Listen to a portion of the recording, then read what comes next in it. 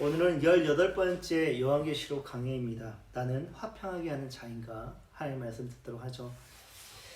우리는 지난 설교에서 7개의 인이 나오지 않습니까? 그 7개의 인 중에 첫 번째 인이 열렸을 때 일어날 재난에 관한 말씀을 들었죠. 재난이란 무엇입니까? 뜻밖의 불행한 일을 겪는 것을 재난이라고 하죠. 그러면 첫 번째 인이 열렸을 때 그 재난의 내용은 무엇이었습니까?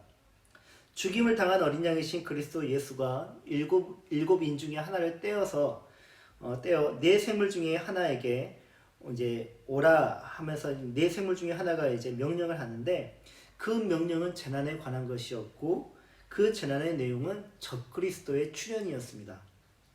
그리스도인이 우리에게 적그리스도의 출현이 재난이 되는 것은 그 적그리스도가 우리의 신앙의 대상인 그리스도와 확연하게 구별이 되지 않는 이유입니다.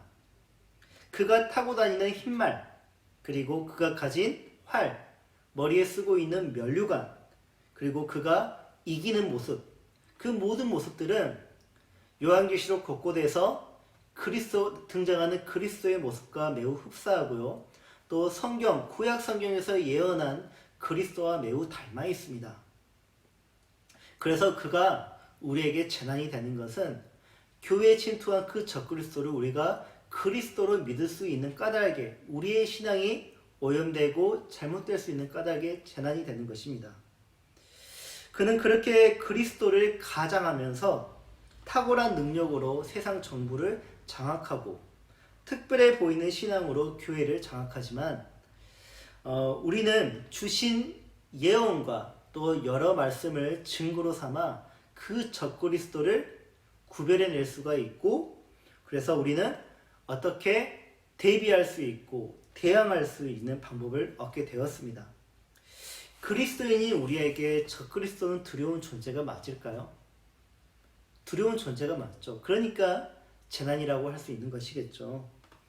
무엇보다 우리는 적그리스도에 의해서 장악된 세상 정부로부터 박해를 받고 있고요. 교회에 침투한 그들로부터 교회들마다 홍역을 치르고 있지 않습니까? 많은 성도들이 그 적그리스도로 인하여서 얼마나 많은 상처를 받는지 모릅니다. 문제인 것은 적그리스도만이 우리가 받는 모든 재난의 내용이 아니라는 것이에요. 유일한 재난이 아니라는 것입니다. 그럼에도 불구하고 우리가 신앙을 포기하지 않을 수 있는 이유, 6개의 인이 여전히 남아있고 앞으로 7개의 나팔재앙이 있고 7개의 대접재앙이 남아있는데, 그렇게 수많은 재앙이 우리 앞에 예비되었음에도 불구하고 우리가 신앙을 포기하지 않고 신앙을 저버리지 않는 이유는 적그리스도의 재난처럼 다른 모든 재난에 관하여 주님께서 예언을 해주시고 또 마땅한 대비책과 대응할 수 있는 방법을 우리에게 주시기 때문입니다. 그리고 친히 그 모든 재난들로부터 자신의 성도들을 주님께서 보호해 주시는 까닭에 우리는 재난 때문에 신앙을 포기하는 일은 없을 것입니다. 그렇다면 그 모든 재난들은 전부 언제 일어날 일들일까요? 우리는 대부분 그 일들이 종말에 일어날 일들이라고 다 알고 있습니다. 그러면 성경은 정확히 어떤 때를 종말이라고 말을 하고 있을까요? 종말은 정확히 어떤 때를 말을 하고 있는 것일까?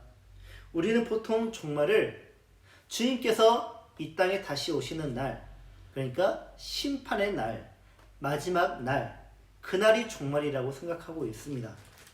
그러나 성경은 종말과 심판을 구분해서 사용하고 있거든요. 성경은 심판의 날을 예수 그리스도께서 역사의 종지부를 딱 찍으시고 철 지팡이를 가지고 오시는 그 마지막 날을 심판의 날이라고 하고 있고요. 또 성경은 종말을 언제라고 말을 하냐면 예수 그리스도의 십자가 사건으로부터 부활하시고 승천하신 그리스도가 이 땅에 다시 오시는 그날까지, 그러니까 예수님께서 십자가를 지시고 다시 오시는 그날까지 이 텀을 종말이라고 말을 하고 있는 거예요. 그러므로 지금 우리가 살고 있는 이 때가 종말의 때예요. 심판의 때는 아니고요. 종말의 때입니다. 종말에 출현한 그리스도는 언제부터 출현했습니까? 생각해 보십시오. 적그리스도가 언제 출현했는지. 교회 시대 때부터, 그러니까 예수님이 승천을 하시고 교회가 설립이 되었을 때, 창립이 되었을 때 그때부터 적그리스도가 출현했잖아요. 그때부터 수많은 이단들이 발생했잖아요. 적그리스도는 초대교회 때부터, 그러니까 과거에도 있었고 지금도 있고요. 앞으로도 있을 것입니다. 왜냐? 적그리스도는 종말의 때에 출현하는 재난이니까. 즉 적그리스도는 예수님의 승천사건 이후로 계속 있었고요. 여기서 우리는 추측할 수 있는 게 하나가 있는데, 둘째 인이 열려서 또 다른 재난이 나오잖아요. 그 재난 역시 종말의 때에 임할 것이라는 추측입니다. 그렇다면 둘째 인이 열림으로 우리가 겪게 될 두 번째 재앙은 무엇일까? 그것은 바로 분쟁 또는 전쟁 또는 내전이라고 하는 것입니다. 우리는 이 재난에 대하여서 관심을 많이 가져야 합니다. 왜냐하면 적그리스도의 재난과 같이 이 재난 역시 먼 미래에 일어날 일들이 아니라 과거에도 있었고 오늘날 우리에게도 충분히 올 수 있는 재난이고 앞으로 우리가 겪게 될 재난이 될 수도 있는 까닭입니다. 되게 현실적인 문제라는 거죠. 이 두 번째 재난이 말이죠. 그래서 지금부터 우리가 마주하고 있는 두 번째 재난의 이 현실을 우리가 살펴보았으면 좋겠습니다. 둘째 인에 봉인된 재난의 내용은 다음과 같습니다. 3절 4절입니다. 둘째 인을 떼실 때에 내가 들으니 둘째 생물이 말하되 오라 하니 이에 다른 붉은 말이 나오더라. 그 탄자가 허락을 받아 땅에서 화평을 제하여 버리고 서로 죽이게 하고 또 큰 칼을 받았더라. 첫 번째 인이 떼어졌을 때 등장한 말은 무슨 색이었습니까? 흰색이었죠. 근데 둘째 인이 떼어졌을 때 등장하는 말의 색깔은 무슨 색깔입니까? 붉은색입니다. 그럼 붉은색이 상징하는 의미는 무엇일까? 붉은색은 그 말을 탄자의 임무와 상응하는데 바로 피 흘림, 사륙에 관한 것입니다. 즉 붉은색은 사륙과 피 흘림을 상징하고요. 붉은 말을 탄 자가 가져올 재난은 다름 아닌 전쟁 또는 분쟁이라는 것이죠. 그가 땅에 있는 화평을 제거하기 위해 화평한 상태에 있는 사람들에게 그 화평을 빼앗기 위해 그가 이 땅에 보냄을 받는데, 그때 그리스도가 그에게 한 무기를 줘요. 그 무기가 무엇이냐? 큰 칼이래요. 큰 칼. 큰 칼은 이때 사용된 그 헬라어 단어가 마카이라라는 단어입니다. 마카이라가 바로 큰 칼이에요. 이는 군인들이 전쟁터에서 사용하는 칼이 아니에요. 전쟁터에서 군인이 사용하는 칼은 롱파이어라고 합니다. 그렇다면 이 마카이라는 어떤 칼을 의미하는 것일까? 전쟁 중에 군인들이 사용하는 그 수많은 칼들이 롱파이어인데, 이 롱파이어를 통제하고 지시하고 또 강하게 지휘하는 칼이 바로 마카이라예요. 그러니까 지휘관이 가지고 있는 칼이 마카이라는 칼입니다. 지배자의 통치권을 상징하는 칼이 바로 마카이라는 칼입니다. 그러면 마카이라는 직접 칼에 피를 묻히는 일은 없을 것입니다. 권력으로 지배하고 억압하는 절대 권력을 상징하는 칼이 마카이라예요. 이 칼을 그리스도께서 붉은 말을 탄 자에게 하사하신 거예요. 무엇 때문에? 화평을 누리고 있는 자의 화평을 제거하기 위해서. 붉은 말을 탄 자는 그리스도로부터 이 권력을 하사받아서 말의 동력을 얻어가지고 사방으로 진격하는 모습을 보입니다. 성역이 없습니다. 그리고 쉼이 없습니다. 거침없이 붉은 말을 탄 자는 그 칼을 휘두르는 거예요. 그 거침과 잔인함이 땅에서 모든 화평을 제거할 정도이니 그 위력이 얼마나 강하다는 증거이겠습니까? 우리는 전쟁을 직접 경험해 본 세대는 아니죠. 하지만 우리는 역사를 통해 전쟁을 어느 정도 이해할 수가 있고 또 내전, 국가 간 분쟁으로 인하여 난민이 된 사람들의 소식을 뉴스를 통해 보고 듣습니다. 여러분이 볼 때 그들에게 화평이 있습니까? 화평이 없습니까? 2015년, 지금부터 약 7년 전입니다. 9월 2일 터키의 한 해변에서 3살짜리 아이의 시신이 엎드려져서 있는 거예요. 너무나 귀여운 아이가 물에 불어가지고 그 시신이 해변에 누워 있었습니다. 아이의 이름은 아일란 쿠르드예요. 이 쿠르디는 시리아가 원래 고국이었는데 시리아가 이슬람 국가와 이렇게 전쟁을 하게 됐거든요. 쿠르드족과 이슬람 국가가 전쟁을 하게 됐는데 그때 이제 살기 위해서 쿠르드의 가족들이 소형 보트에 몸을 싣고 그리스로 향했던 것입니다. 그 엄청 넓은 지중해 바다를 뚫고 그리스로 향했던 것이에요. 근데 그만 소형 보트에 너무 많은 사람들이 탔고 파도가 거칠었던 까닭에 뒤집어지고 말아요. 그래서 쿠르디가 거기에서 익사했고 죽고 말았던 것이에요. 쿠르디만 죽은 게 아닙니다. 그의 형 5살짜리 형도 그와 같이 죽었대요. 국제이직기구에 따르면 그해 8월 말까지 지중해를 건너서 유럽에 유입된 난민은 35만 명에 이르렀고요. 쿠르디처럼 지중해를 건너다 익사한 난민은 2,643명에 달했다고 합니다. 이 통계는 무려 7년 전의 것이에요. 그렇다면 지금까지 그 수가 얼마나 늘었겠으며 얼마나 많은 사람들이 그 불행 속에서 희생되었고 또한 화평을 바라는 가운데 그 무시무시한 바다를 건넜을까요? 그들이 거하는 땅에 왜 화평이 없었을까요? 왜 그들은 그 땅을 탈출해야만 했을까요? 왜냐하면 그들이 화평을 원했기 때문이에요. 하지만 그 원하는 화평을 얻기 위해 그들은 무기를 들어야만 했습니다. 무기를 들어야만 자기들이 원하는 화평을 얻을 수 있었기 때문이에요.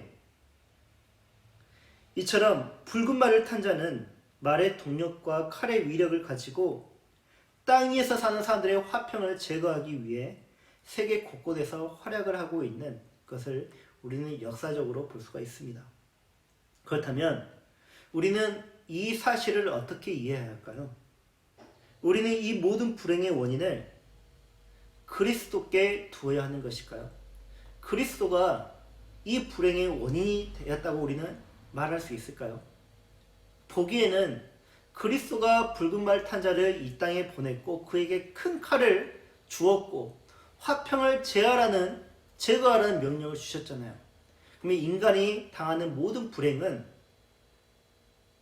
그리스도의 명령에 있는 것 아니겠습니까? 정말 우리가 그렇게 믿고 받아들인다면 우리는 신앙을 포기할 수밖에 없습니다. 그동안 우리가 믿고 있던 주님의 가르침들이 모순되는 까닭이에요. 우리는 붉은 말을 탄 자에게 큰 칼을 주며 땅의 화평을 제거하라고 명령하신 주님을 어떻게 이해해야 할까? 모든 불행의 씨앗을 주님께 두어야 할까요? 아니면 우리가 오해하고 있는 그 무엇이 있다고 믿어야 하는 것일까요? 여러분은 오늘날 대한민국 사회에서 다양한 종류의 분쟁과 다툼의 원인이 그리고 대한민국 교회 내에서 발생하는 모든 분쟁과 모든 다툼의 원인이 어디에 또한 누구에게 있다고 생각하십니까? 사도 요한이 붉은 말을 탄 자의 인물을 예언했을 때 그 예언을 들은 1세기 교인들은 붉은 말을 탄 자의 그 인물을 충분히 이해했을 것입니다.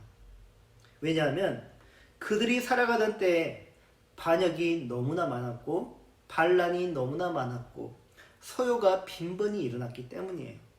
가령 네로 황제가 14년간 로마 제국을 통치하다가 자살을 했거든요. 68년에. 네로 황제가 갑자기 죽어버리니까 무정부 상태가 돼버린 것이에요.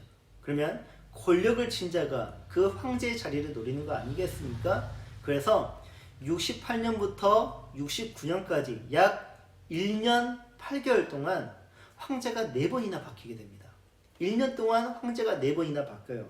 그 황제들의 이름은 갈바, 오토, 비텔리우스, 베스하시누스, 이 4명의 황제들이 4번이나 바뀌었어요. 근데 이들 모두가 다 군인 출신이에요.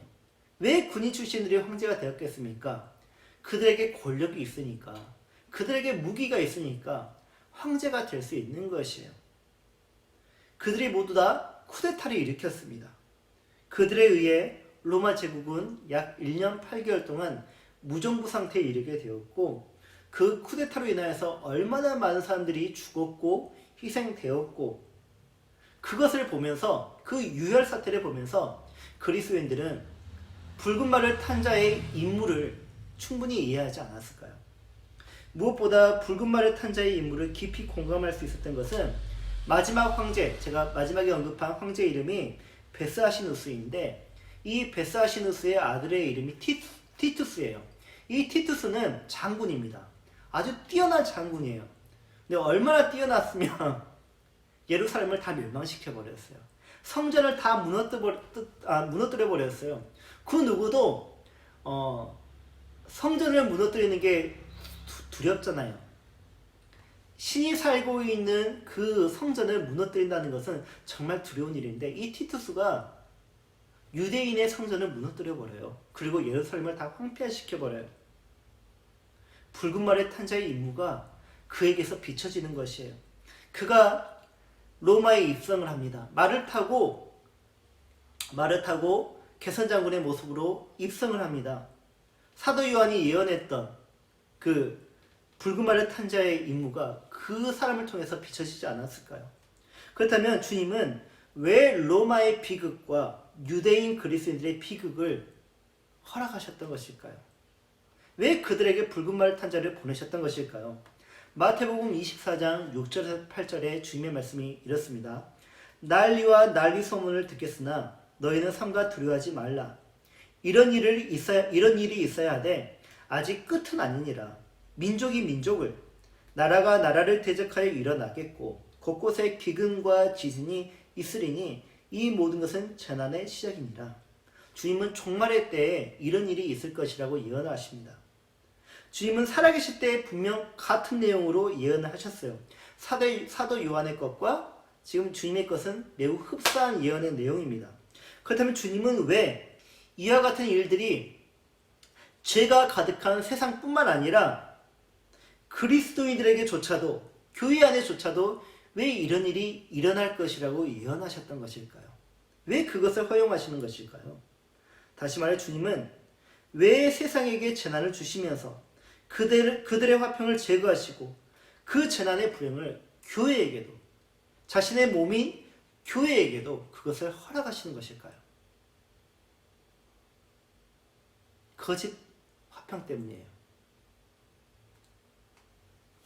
거짓 화평이 세상에 만연해 있고 교회도 그 화평을 추구했던 까닭에 주님은 거짓 화평을 꾸민 세상을 심판하기 위해서, 거짓 화평으로 부정해진 교회를 정결하게 하기 위해서 붉은 말을 탄 자를 세상에 또 교회에 보내는 것입니다. 그렇다면 거짓 화평이란 무엇일까? 당시 로마는 최고의 평화를 누리던 시대였습니다. 이름하여 팍스 로마나. 팍스 로마나는 로마의 평화를 의미합니다. 로마 제국이 전쟁을 통해서 영토를 엄청나게 확장을 했어요. 수많은 나라를 식민지로 삼았어요. 수많은 민족들을 그들의 식민으로 삼았어요. 그 시기가 1세기, 2세기, 요한계시록이 써지던 시대였습니다. 이 시기는 고대 로마가 태평성대를 누리던 시대였습니다. 군사적인 충돌도 있었고요, 물론. 왜냐하면 수많은 나라들을 식민지로 삼다 보니까 그 식민지들이 반역을 일으키는 거예요. 반란을 일으키는 것이에요. 그러니까 잦은 전투가 발생했겠죠. 그래서 트라이안 황제 같은 경우는 파르티아와 전쟁을 많이 치르기도 하였고, 마르쿠스 아울렐리우스 황제 같은 경우는 자신의 통치 후반기에는 북방에서 사는 게르만 민족, 지금의 독일 민족이죠. 그 게르만 민족과 전투를 벌이기 위해서 인생의 절반을 거기에 쏟기도 했다고 합니다. 하지만 로마의 평화는 건재했고 길었습니다. 지배계층들은요, 태평성대를 누렸단 말이에요. 왜냐? 로마 제국이 수많은 나라를 지배하다 보니까 수많은 식민지가 있지 않겠습니까? 그러니까 수많은 식민지로부터 많은 것들을 착취했고 노동력을 착취했고 그들의 시간을 다 착취했단 말이에요. 그러다 보니까 로마 제국에 온갖 좋은 것들이 다 몰리게 되었어요. 그들의 먹을 것이 달라졌습니다. 전국에서 수많은 나라들에서 좋은 것들이 한 번도 먹어보지 못한 아주 맛있는 것들이 진상이 되는 것이에요. 그들의 식탁이 너무나 풍요로워졌어요. 근데 그들이 그 음식을 해먹을 줄 알아요? 모르잖아요. 그러니까 각국의 유명한 요리사들, 재능 있는 요리사를 다 데리고 와요. 그래서 그들의 식탁을 위해서 섬기게 만들어버립니다. 좋은 식재료들이 있죠. 뛰어난 요리사들이 있죠. 그리고 그들에게 화려한 그런 치장을 해줄 수 있는, 또 전리품으로 치장을 해야 되기 때문에 얼마나 많고 좋고 많은 것들이 그들에게 부여됐는지 모릅니다. 그 모든 것들은 그들에게 평화였죠. 화평했던 것입니다. 이렇게 좋을 수가 없는 것이에요. 그들이 누리고 있는 평화, 그 평화의 수치는 곧 그들이 권력을 얼마나 많이 가지고 있는가에 대한 수치이기도 했습니다. 그 대신 그들이 그 평화를 더 누리면 누릴수록, 그들의 권력이 더 세지면 세질수록 고통받고 박해를 받는 사람들은 훨씬 많아졌다는 것을 의미하겠죠. 이처럼 팍스 로마나는 로마인들에게, 지배계층들에게 유례없는 평화를 선사했지만 그 몇 명 안 되는 그 사람들을 위해, 그 사람들의 평화를 위해 수많은 민족과 나라들은 그들이 휘두르는 칼에 의해서 희생을 당해야만 했습니다. 문제는 교회 내의 몇몇 사람들에 의해서 그 로마의 평화가 교회 내에서도 유행이 되었고 요구되었다는 점이에요. 교회는 점차적으로 팍스 로마나에 물들어가기 시작했다는 것입니다. 이렇게 팍스 로마나에 희생된 모든 나라와 민족들, 그리고 교회에게 보편적이면서 진정한 평화가 주어지기 위해 필요한 것은 무엇이라고 여러분은 생각하십니까?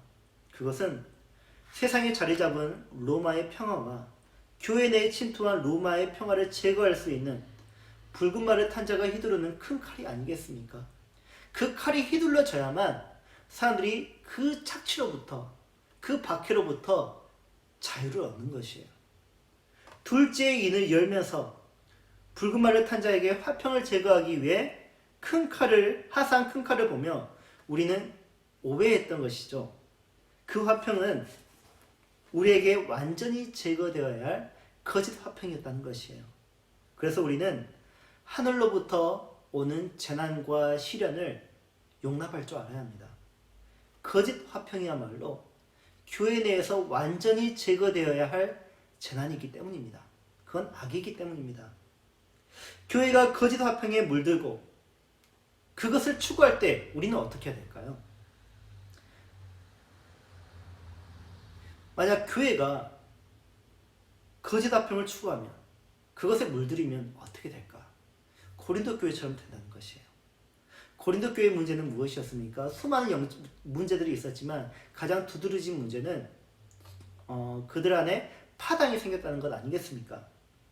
그 모습은 마치 붉은 말을 탄 자가 큰 칼을 휘둘러 그 전열을 흐트러버린 모습과 비슷해요. 교회가 한 몸이 되지 못하고 찢어졌잖아요. 고린도 교회는 무엇 때문에 그렇게 다투고 분열을 했던 것일까요? 성찬 때문이었습니다. 성찬에서 가난한 사람들이, 신분이 낮은 사람들이 느낀 상대적인 박탈감이 있었고 소외감이 있었는데, 그것 때문에 교회의 문제의 뿌리가 깊게 된 것이에요. 그렇다면 성찬이 무엇이고 그들이 성찬을 어떻게 행했길래 그렇게 교회가 나눠지고 다투고 싸웠던 것일까요? 우리는 오늘날 우리가 행하는 성찬의 형태, 성찬의 형태를 가지고 1세기의 성찬을 이해하려고 접근해서는 안 됩니다. 왜냐? 1세기의 성찬은 오늘날 우리의 성찬과 전혀 다른 형태였기 때문이에요. 그들의 성찬은요, 그저 같이 밥을 먹는 행위와 비슷했습니다.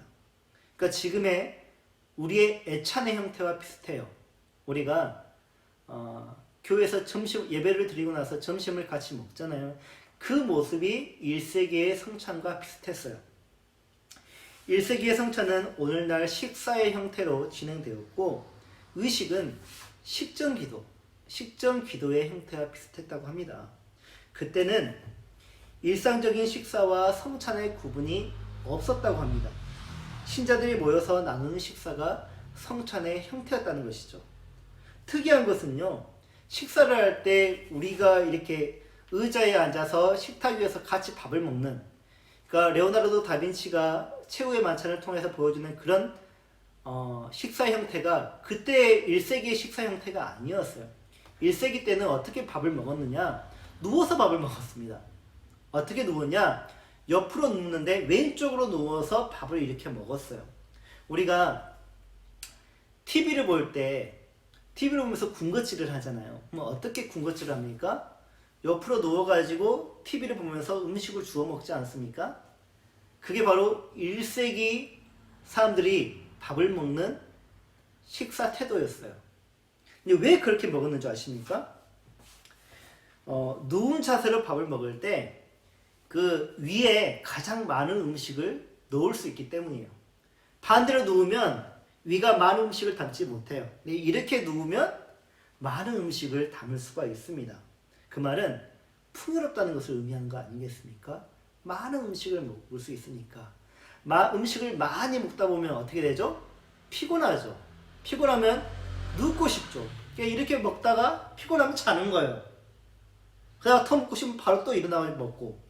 이게 바로 1세기 식사의 자세였습니다. 근데 이 자세는 오직 화평한 자만이 취할 수 있는 자세였어요.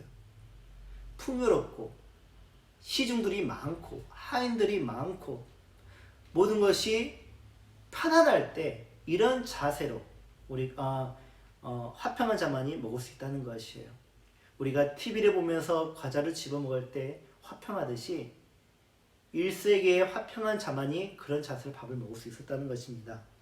이 자세는 당시 모든 사람들에게 유행이 되었고 한 문화로 자리를 잡았습니다.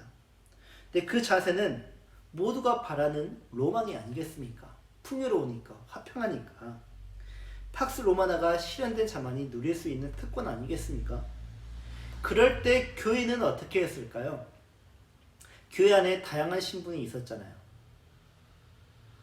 왕족이 있고 귀족도 있지만 기사 계급도 있고 평민들도 있고 종들, 노예들도 있었고요. 그런데 교회 안에서는 이런 신분의 차별이 없이 서로에게 화평한 자세를 취할 수 있도록 좋은 자리를 서로에게 내주었다고 합니다.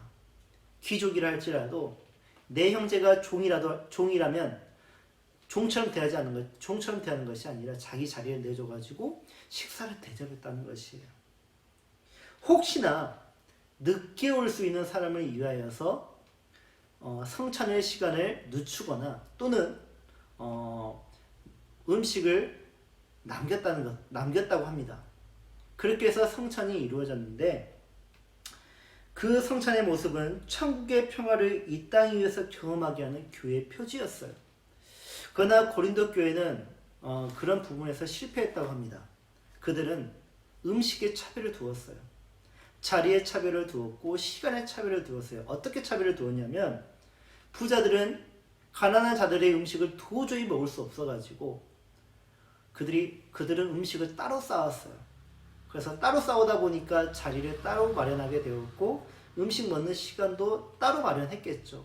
그러니까 부자들은 부자대로 가난한 자는 가난한 자대로, 계급은 계급대로 시간과 장소와 사람들을 따로 나누어 가지고 성찬을 했다라는 것이에요. 부자들은 자신들의 배만 배불리 하는데 열중한 나머지 늦게 오는 자리를 위해서 음식을 남기지 않았다고 합니다. 그러면 교인들 중에 누가 성찬의 자리에 늘 늦게 오겠습니까? 당연히 노예들이겠죠. 노예들은 주인의 일을 다 마치고 나서야 예배를 드리러 올 수 있으니까. 그러니까 항상 늦는데, 항상 늦게 오는데 그들을 위한 음식은 없었다는 것이에요. 부자들에게 교회는 평화가 실현되는 즐겁고 행복한 곳이었을지는 모르겠으나 가난하고 신분이 낮은 자들에게 있어서 교회는 로마 사회보다 더 큰 박탈감과 배신감을 주는 불행한 곳이 되고 말았습니다. 그것은 거짓 화평이죠. 진정한 화평이 아니죠. 조작된 화평이었습니다. 로마 제국과 전혀 다를 바가 없는 그런 거짓된 화평이었죠. 그렇다면 현대교회의 화평은 어떨까요?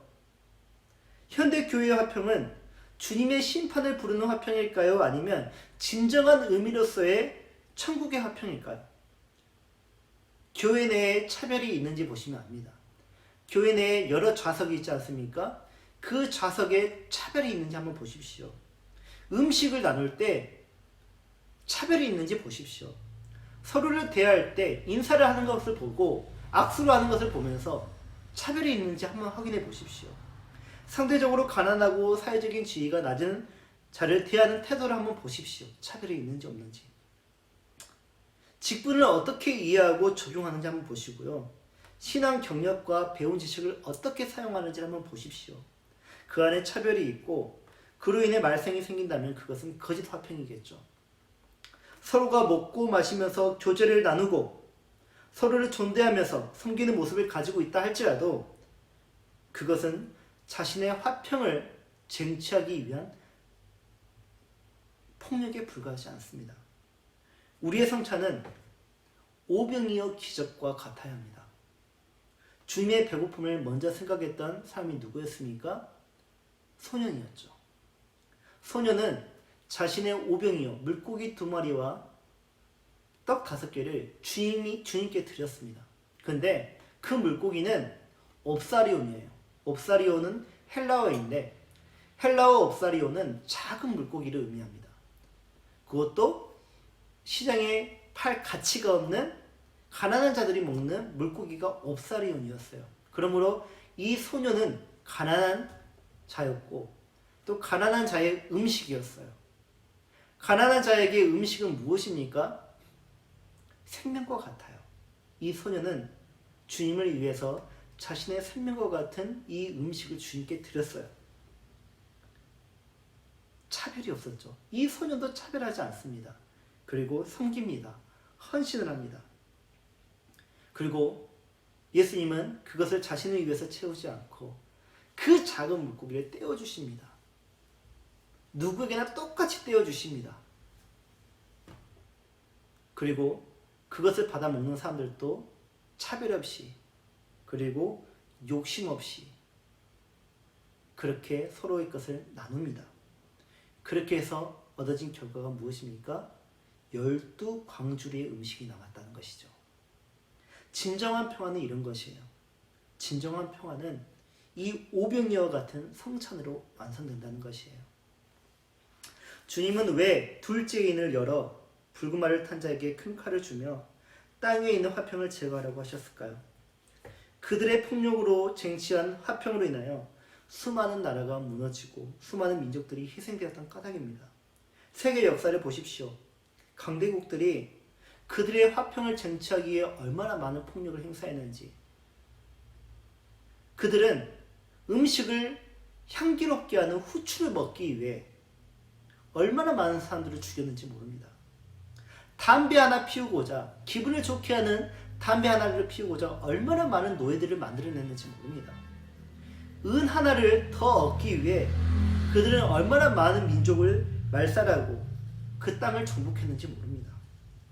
그곳에서 함께했던 교회의 역사를 보십시오. 선교사들이 기독교인들이 제국주의 군함을 타고 선교 여행을 했습니다. 기독교 역사가 폭력의 역사로 물들었단 말이에요. 그들이 주장하는 화평은 솔직히 사람을 죽이는 칼날이었고요. 그 땅을 파괴하는 군합발이었고 그리스도 예수를 모독하는 저주의 말들이었습니다. 어떻게 해야 할까요? 먼저 우리는 교회 내에 있는 거짓 화평을 제거하기 위해 보냄을 받은 붉은 말을 탄 자를 우리는 받아낼 줄 알아야 합니다. 다시 말해 교회가 겪을 재난과 박해 그리고 시련에 대하여 이상하게 여기지 마시고 그것들을 열려있는 자세로 취할 줄 알아야 돼요. 동시에 우리는 화평을 이루기 위해 자신을 내어줄 줄 알아야 합니다. 내가 부유하다면 상대적으로 덜 부유한 형제의 화평을 위해 내 자신의 것을 나눠줄 줄 알아야 돼요. 내가 건강하다면 상대적으로 덜 건강한 형제의 화평을 위해 헌신할 줄 알아야 돼요. 내게 은사가 많다면 상대적으로 은사가 부족한 형제의 화평을 위해 봉사해야 합니다. 내게 시간이 많다면 상대적으로 시간이 부족한 형제의 화평을 위해 내 시간을 소비해줘야 합니다. 내가 인내할 힘이 더 많다면 상대적으로 인내심이 약한 형제의 화평을 위해 우리는 참아낼 줄 알아야 합니다. 내가 할 줄 아는 능력이 많다면 상대적으로 능력이 부족한 형제의 화평을 위해 부지런히 그 능력을 쓸 줄 알아야 합니다. 예수 그리스도가 나를 위한 화평의 도구가 될 수 없듯이 형제 또한 나의 화평을 위한 도구로 사용해서는 안 됩니다. 다만 상대를 위한 화평의 도구가 되어줘야 합니다. 오병이어가 그것을 말하듯이 1세기 초대교가 그것을 우리에게 교훈하듯이 말입니다. 여러분은 화평을 요구하는 사람입니까? 아니면 화평을 주는 사람입니까? 주님께서 이렇게 말씀하셨죠. 그러므로 무엇이든지 남에게 대접을 받고자 하는 대로 너희도 남을 대접하라. 이것이 율법이요 선지자니라. 여러분, 먼저 화평을 제공하십시오. 먼저 화평을 청하십시오. 먼저 화평을 위해 섬기십시오. 화평하는 자는 복이 있다고 하지 않습니까? 어떤 복이 있습니까? 하나님의 아들이라 칭함을 받는데요. 누가 하나님의 아들이라 칭함을 받습니까? 화평한 자라고 합니다. 화평한 자는 붉은 말이 다 비껴나갑니다. 제거할 거짓 화평이 없기 때문이겠죠. 그러므로 화평한 자에게 재난이란 시련이란 없습니다. 그리스도인에게 종말은 우울한 날들이 아니라는 말입니다. 아픔의 날도 아니고요. 그리스도인에게 종말은 화평한 날들입니다. 사랑해야 할 사람이 넘치기에, 교제해야 할 사람이 넘치기에, 섬겨야 할 사람이 넘치기에 종말은 즐거운 날들인 거예요. 우리는 화평한 사람들입니까? 서로에게 물어봐야 돼요. 나는 당신을 화평하게 하는 사람인지. 우리는 이웃을 화평하게 하기 위해 선택받은, 부름을 받은 그리스도인입니다. 여러분이 있는 곳이 오병이어가 일어나는 잔디밭이 되게 하십시오. 여러분이 함께하는 모든 시간이 여러분과 함께하는 모든 사람에게 화평하고 편안하며 행복한 시간이 되게 하십시오. 어떻게요? 오병이어를 드린 소년처럼, 그것을 떼어 나눠주신 주님처럼, 차별하지 않고 욕심내지 않았던 오병이어 성찬에 참여했던 사람들처럼 우리가 그렇게 화평을 제공하면 되는 것입니다. 어렵지 않은 것 같아요. 그렇게 하면 되는 것이니까. 우리 다 같이 기도합시다.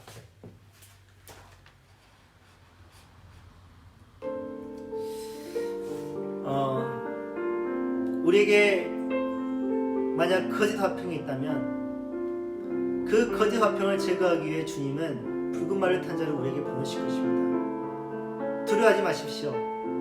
그 화평이 우리에게 제거되어야만 우리는 진정 화평을 누릴 수 있습니다. 모든 시련과 고난을 연단의 시간이라고 생각하시고요. 둘째, 진정한 화평이 우리 교회 내에 있기 위해, 내 안에 있기 위해, 가정 내에 있기 위해서는 우리가 먼저 화평을 제공할 줄 알아야 되고, 화평을 청할 줄 알아야 되고, 또 섬기는 자리에 우리가 있어야 할 줄 압니다.